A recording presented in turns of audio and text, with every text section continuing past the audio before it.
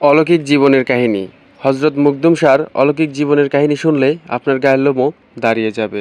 তো দর্শক, ভিডিওটা সম্পূর্ণ দেখবেন, তাহলেই বুঝতে পারবেন এই মাজারের ভিতর এবং বাইরে কি আছে এবং এই মাজারের পিছনে লুকিয়ে থাকা রহস্যময় কিছু ঘটনা আজকে আমি আপনাদের এই ভিডিওর মাধ্যমে তুলে ধরব।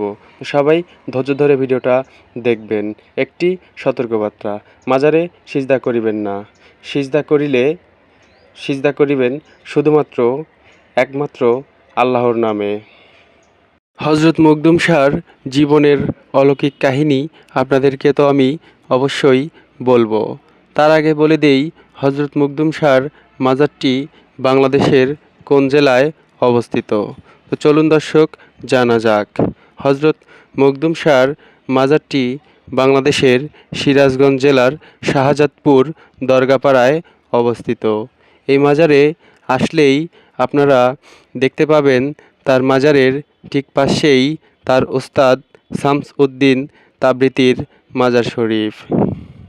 অতীত আছে ইয়েমেনের এই শাহজাদা হযরত মুকদুম শাহ বাংলাদেশে 1192 সালের দিকে ইসলাম প্রচারের জন্য যাত্রা শুরু করেন। এরপর থেকেই তিনি ইসলাম প্রচারের কার্যক্রম শুরু করেন। ইসলাম প্রচারের কার্যক্রম চলাকালীন সুবাবিহারের রাজা বিক্রম কিশোরী তার কার্যক্রমে বাধা সৃষ্টি করেন। এক পর্যায়ে তার সঙ্গে যুদ্ধের সম্মুখীন হন। সুবাবিহারের রাজার সঙ্গে হযরত মুকদুম শাহর মোট 33 বার যুদ্ধের সম্মুখীন হন। প্রথম দুই যুদ্ধে হযরত মুকদুম শাহ সুবাবিহারের রাজাকে 2 বার পরাজিত করেন। তারপর থেকেই সুবাবিহারের রাজা বিক্রম কিশোরী প্রতিশোধের নেশায় মরিয়া হয়ে ওঠেন। বিক্রম কিশোরী প্রতিশোধের নেশায় তার রাজ্য থেকে একজন প্রজাকে হযরত মুকদুম শাহর বিশ্বস্ত গুপ্তচর হিসাবে পাঠিয়ে দেন। হযরত মুকদুম শাহ জালালউদ্দিনের দরবারে কিছুদিন অতিবাহিত করে বাংলাদেশের দিকে যাত্রা শুরু করেন। এরপরের ঘটনাগুলো শুনলে আপনাদের গায়ের লোম অবশ্যই দাঁড়িয়ে যাবে।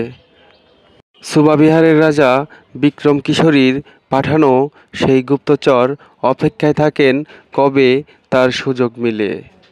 হযরত মুকদুম শাহ দৌলা ইয়ামিনী রহমতুল্লাহ আলাইহি এবং তার উস্তাদ শামস উদ্দিন তাবরিতি এই মসজিদেই নামাজ আদায় করতেন। সুবাবিহারের রাজার সেই বিশ্বস্ত গুপ্তচরটি হযরত মুকদুম শাহ দৌলা আসরের নামাজ পড়া অবস্থায় সেই বিশ্বস্ত গুপ্তচরটি হযরত মুকদুম শাহকে দুনিয়া থেকে বিদায় করার সুযোগ পেয়ে যায়। এরপরে হযরত মুকদুম শাহ আসরের নামাজ পড়া অবস্থায় সুবাবিহারের রাজার সেই বিশ্বস্ত গুপ্তচরটি তার ধারালো অস্ত্র দিয়ে হযরত মুকদুম শাহর গর্দান থেকে মাথা দ্বিখণ্ডিত করে দেয়। এরপরে এই দ্বিখণ্ডিত হযরত মুকদুম শাহকে সুবাবিহারের রাজার নিকটে নিয়ে যাওয়া হয়। সুবাবিহারের রাজার নিকটে হযরত মুকদুম শাহ দৌলা ইয়ামিনী রহমতুল্লাহ আলাইহির দ্বিখণ্ডিত বডি অবশিষ্ট নিয়ে যাওয়ার পরেই ঘটে এক অলৌকিক রহস্যময়ী ঘটনা। হযরত মুকদুম শাহ দৌলা ইয়ামিনী রহমতুল্লাহ আলাইহির দ্বিখণ্ডিত গর্দান এবং মাথাটি সুবাবিহারের রাজা বিক্রম কিশোরীর সামনে যখনই রাখা হয়, হযরত মুকদুম শাহ দৌলা রহমতুল্লাহ আলাইহির মুখ থেকে বের হতে থাকে সুবহানাল্লাহ ধ্বনি। ঠিক এই অলৌকিক ঘটনা দেখেই সেখানকার রাজা বিক্রম কিশোরী এবং তার প্রজারা অনেকেই কালেমা পড়ে ইসলাম ধর্ম গ্রহণ করেন।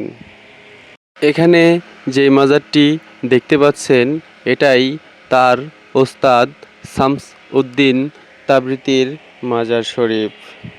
আজকের ভিডিওটা এই পর্যন্তই শেষ করলাম। ভালো থাকবেন। আল্লাহ হাফেজ।